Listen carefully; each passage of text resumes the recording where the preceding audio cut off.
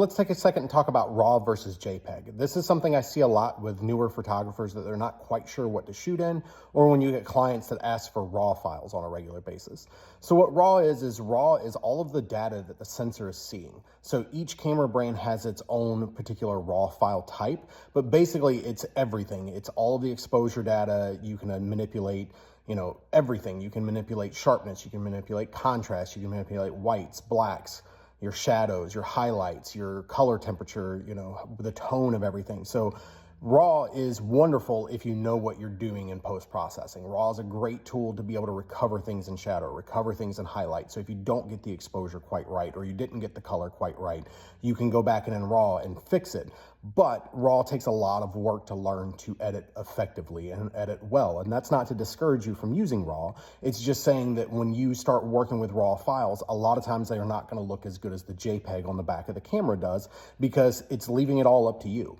What a JPEG is a compressed file type. And when you shoot in JPEG, the camera is deciding the sharpening, it's deciding the contrast, it's deciding the color, and it's taking all of that and it's creating a finished JPEG file, and it basically takes and tosses all of that other data. So you're going to have a lot harder time recovering shadows or recovering highlight detail, or even changing your white balance in post-processing. You can do a lot of that stuff with JPEG, but you won't have as much detail or as much data. A lot of RAW formats are like 14 or 16-bit color, whereas JPEG is just 8-bit. So you're losing a lot of color detail. You're losing a lot of data within the JPEG file. But if you're new to shooting RAW, or you're new to shooting in general, I would shoot RAW and JPEG. Then you have the best of both worlds. You get to see that finished JPEG that the camera puts out, and then you still have the RAW file to play with. So you could even try to make your RAW file look like the JPEG if you're happy with how the JPEG looks, or if you're just trying to get something out quickly to someone, right? If you're shooting a high school sports game and they don't need it to be a magazine cover finish, you may not need to shoot a RAW file.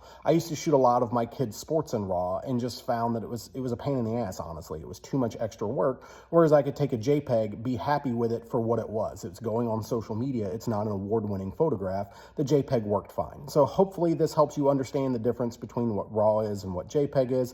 And if you have any other questions, just put it in the comments and I'll answer it. Have a good day.